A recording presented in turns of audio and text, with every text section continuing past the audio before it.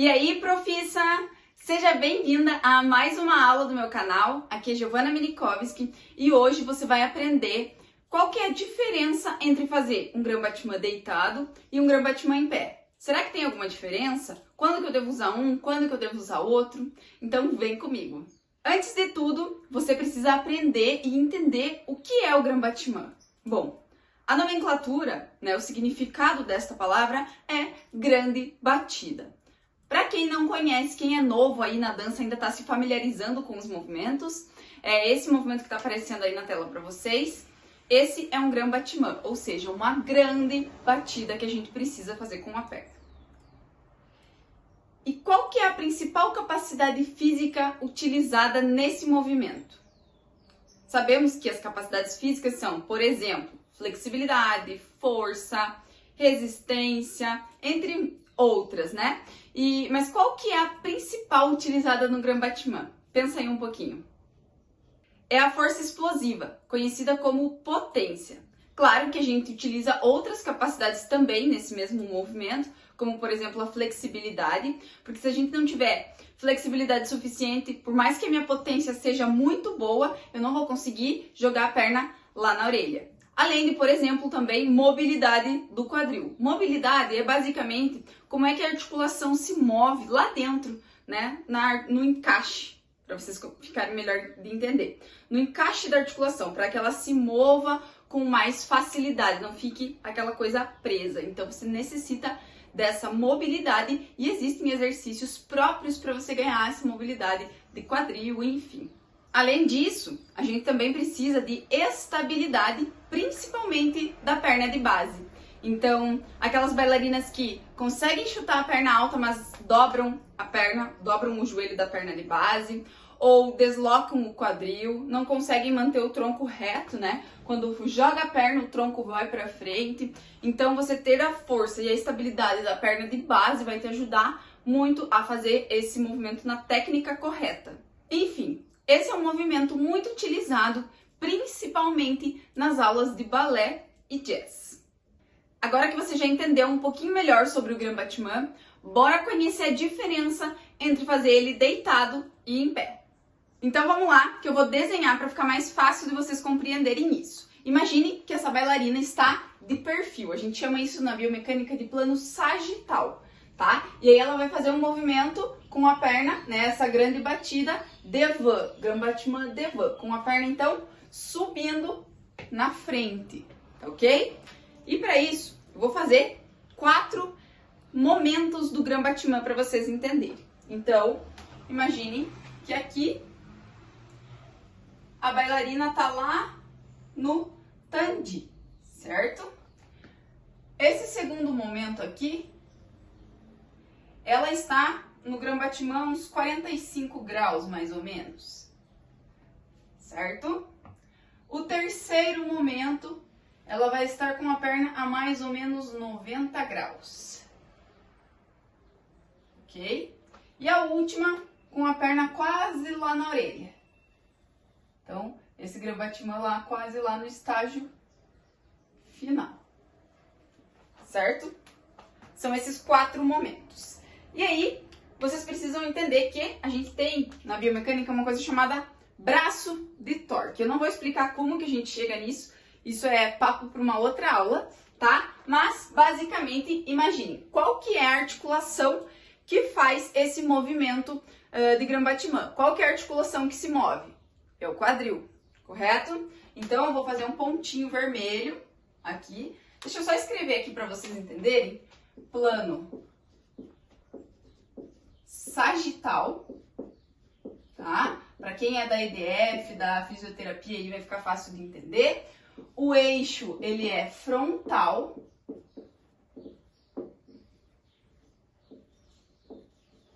Tá? Porque a gente, como se a gente estivesse colocando um prego, né, aqui no quadril, tá? Então, aqui o nosso eixo, que é o quadril que faz o movimento. Então, em nenhuma das posições isso vai mudar, é sempre o quadril, certo? Porém, o que muda é a posição da perna. E aí, com isso, vai mudar o braço de torque. E agora vocês precisam entender por que eu estarei falando desse braço de torque, porque quanto maior isso, maior esse braço de torque, maior é a força que você vai ter que fazer. Então, observem comigo. Aqui, quando eu tô no tandi, o meu braço de torque é aqui, ó. É essa distância aqui, tá? Da minha perna de base até o tandi, ok? Aqui, quando a perna está em mais ou menos 45 graus, ó, vamos traçar uma linha aqui, um tracejado, tá? O braço de torque é isso aqui, também, da distância da onde está a perna de base. Por que eu tô pegando a perna de base? Porque é onde está o meu quadril, tá? O eixo da rotação do movimento. Aqui, vamos pegar em 90 graus, ó. Esse é o tamanho da minha perna, vai ser o tamanho do meu braço de torque. E quando a perna tá quase lá na orelha, né? O braço de torque, digamos que o pé fica aqui, tá? O braço de torque vai ser desse tamanho. Aí vocês devem estar pensando, tá bom, Giovana, mas 90 graus o braço de torque é bem maior do que quando a perna tá lá na orelha. Exatamente. A partir do momento que a gente passa dos 90 graus em pé, esse movimento passa a ficar mais fácil. Então, cada vez menos força vai exigir do músculo. Porém, temos que pensar que aí também tem a influência da flexibilidade. Se eu não for tão flexível, se esses meus músculos me restringirem o movimento, eu vou fazer mais força ainda. Então, não é somente o braço de torque que influencia, mas se você observar isso aqui, né? Uma bailarina que consegue trazer a perna aqui e sustentar, né? Bem alta, é mais fácil sustentar a perna aqui em cima do que ela sustentar 90 graus. Por quê? Por conta desse braço de torque que é maior, certo? E agora vamos analisar esse movimento deitado, tá? Vamos lá. Aqui tem o bonequinho, tem a bailarina, né? Deixa eu apagar aqui.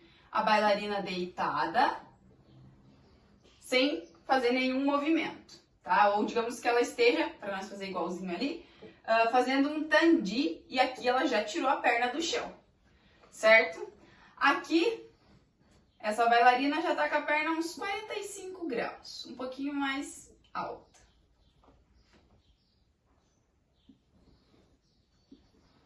Aqui ela está com a perna exatamente a 90 graus. Ficou desproporcional esse desenho.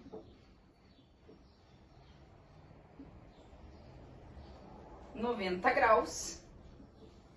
E aqui nós temos a perna lá na orelha. Beleza? Antes da gente prosseguir aqui embaixo, eu preciso que vocês entendam que tudo na Terra recebe, né, a ação da gravidade. E quando a gente vai fazer o movimento, isso também influencia. Tanto que essa força da gravidade empurra a gente para baixo, né? Então aqui a gente tem essa força da gravidade empurrando a perna para baixo. E aí o músculo tem que resistir para conseguir ir contra essa gravidade, certo? Aqui, ó, nós também temos essa força empurrando para baixo. E temos a musculatura aqui puxando para cima, para a gente conseguir fazer o movimento, correto? Nos demais ali é a mesma coisa, né? Aqui também, ó, gravidade, tudo empurrando para baixo, beleza? Vamos ver primeiro aqui a questão do braço de torque, quando a gente está deitado. Lembrando que o eixo, aonde que é o eixo? No quadril. Então, vamos fazer aqui o eixo em todas as fases do movimento, ele não muda, certo? E aí, lembra que o braço de torque é essa distância, né, do eixo que faz a rotação do movimento até ao final da aplicação de força. Então, aqui nós temos a força sendo aplicada aqui, certo? Gravidade. Deixa eu só mostrar aqui para vocês. A gravidade está aplicando, inclusive, aqui, né? Nossa cabeça, nosso corpo que está todo encostado no chão, temos a ação da gravidade. E aí, o nosso braço de torque, então, ele é... Se a gente virar esse bonequinho, ele vai ficar igual aqui. E percebam que é pequenininho esse braço de torque. Porém, como a gente está deitado, ele muda. O braço de torque não é mais a distância do pé para a perna de base, e sim aqui, ó, do quadril até o pé. No caso aqui a gente precisa utilizar uma lei que a gente utiliza na biomecânica, que é a lei do paralelogramo, tá? Que como eu falei, eu não vou explicar para vocês, mas a gente precisa fazer aqui um paralelogramo para traçar esse eixo, ou no caso aqui, né? Aqui.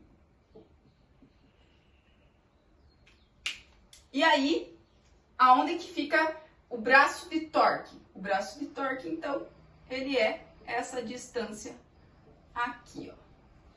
Tá? Mesma coisa aqui, ó. Vamos pensar aqui, ó. Deixa eu apagar aqui para não confundir vocês. Vou passar o tracejado aqui. Então, aqui vai ser o meu braço de torque. No de baixo, ó, a perna está exatamente em cima da articulação. Então, lá. O braço de torque é isso aqui, ó. É mínimo. Bem pequenininho, tá? Por isso que aqui, ó, maior, um pouquinho menor. Aqui é mínimo e aqui, vamos lá, ó, o pé, né? Vou passar aqui no meio do rosto da bailarina. E o braço de torque aqui vai ser essa distância aqui, certo? Entendido isso, agora a gente entende por que, por exemplo, fazer em pé é mais difícil do que fazer deitado na maioria das vezes, certo? Porque aqui, ó, quando a gente vai fazer o começo do Grand Batiment deitado, o começo sempre é mais difícil do que quando ele está 90 graus. Se você não ficou claro essa explicação na sua cabeça, senta aí, deita no chão e experimenta. E faz um movimento lento. Levanta a perna como se fosse fazer um tandi e perceba a força que você está fazendo. E aí traga a tua perna deitada a 90 graus, né? No caso aqui, com a perna bem em cima da linha do teu quadril. Você vai ver que você quase não faz nenhuma força. Por quê? Porque aqui a gente tem a ajuda da gravidade. E ela está empurrando a nossa perna para baixo aqui também. E aí, como aqui está exatamente no eixo, o braço de torque é bem pequenininho. E como eu falei no início, quanto menor o braço de torque, menos força. Quanto maior o braço de torque, mais força. Então, por isso que quando eu estou deitada, o começo do movimento é mais difícil. E quando eu estou em pé, é quando ele está a 90 graus que fica mais difícil. Tanto que, fazendo tandi, a gente quase não utiliza tanta força quanto se fosse fazer deitado, certo? E quando que eu vou fazer o Grand Batiment em pé ou quando que eu devo fazer ele deitado? A verdade é que tudo depende do teu objetivo. Se o objetivo é melhorar a potência, melhorar a força, melhorar de tudo um pouco, flexibilidade, eu optaria a colocar nos treinos, nas aulas, né, mesclando o deitado e o em pé, porque apesar de eles trabalharem a mesma musculatura, eles trabalham ela de forma diferente, como vocês puderam ver aqui, tá? Mas vamos pensar num movimento específico. Digamos que eu tenho uma aluna, uma bailarina, que queira melhorar, tá precisando melhorar o Grand GT, certo? Pensem comigo, o Grand GT, esse movimento aqui, né? A gente precisa, claro, o Grand GT, ele fica com as duas pernas esticadas. Mas o tronco da bailarina, ó, está aqui. Lembrando que, então, a gravidade, ela está atuando nesse sentido. Aqui atrás também. Então, eu faria o Grand Batiment em pé. Por quê? Porque ele é mais parecido, é mais próximo, a gente estaria trabalhando na especificidade do movimento, que é o Grand GT que ela precisa melhorar. Que esse aqui, percebam, ó, se eu colocasse a perna dessa bailarina pra cá, ficaria, né, igualzinho aqui. Agora, se eu trabalho, não tô dizendo que não pode trabalhar deitado, pode, tá? Mas, ó, se eu tô deitada, né? A ação da gravidade, ela muda, como eu mostrei aqui para vocês. Então, aqui eu vou fazer bem menos força. Se você quiser, você pode experimentar. Sobe a perna, pode inclusive puxar com a mão, no máximo que você consegue. Faz isso em pé primeiro, segura a perna no máximo que você consegue e solta e tenta sustentar ela. Conte quantos segundos você consegue ficar. E depois, descanse um pouquinho e faça o mesmo com a mesma perna deitada. Puxa a perna e sustenta. Eu tenho certeza que você vai sustentar muito mais tempo, por muito mais tempo, quando você está deitada. Justamente por conta disso aqui que eu expliquei para vocês, que tem a ação da gravidade que ajuda a empurrar a sua perna a favor do movimento. Ok? Mas voltando aqui ao exemplo do Grand GT, né? Então, se eu tenho uma aluna que ela quer melhorar, quer focar em melhorar esse Grand GT é um movimento que a gente também utiliza a potência, né, a força explosiva como capacidade principal.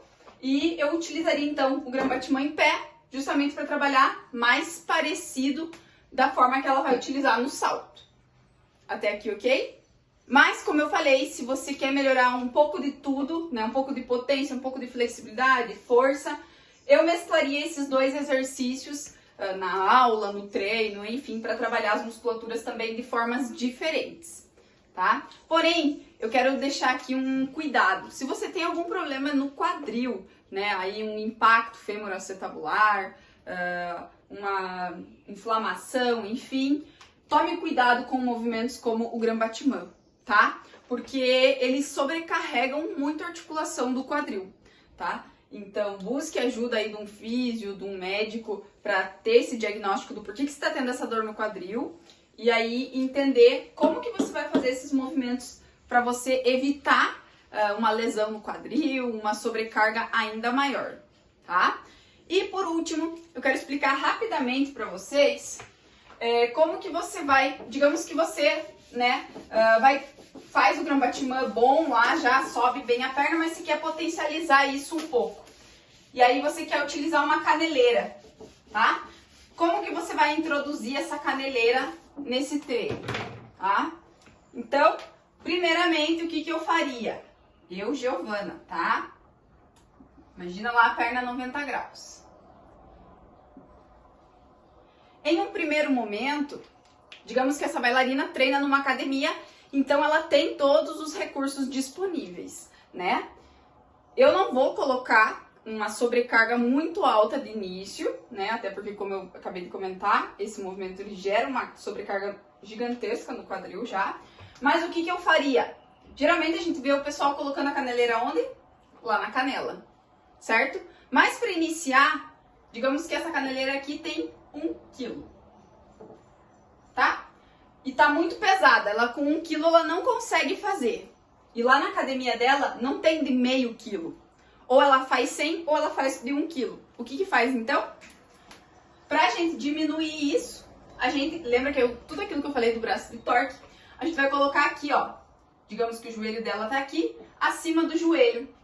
Isso vai fazer com que ela consiga erguer. Porque quando a gente diminui, né, a distância aqui, ó, do quadril até onde tá a sobrecarga, que agora no caso é a caneleira, isso aqui fica mais fácil, tá? Então, pense nisso quando você for fazer aí teu treino. Às vezes você treina com um personal, alguma coisa assim, você já consegue ter uma noção, né?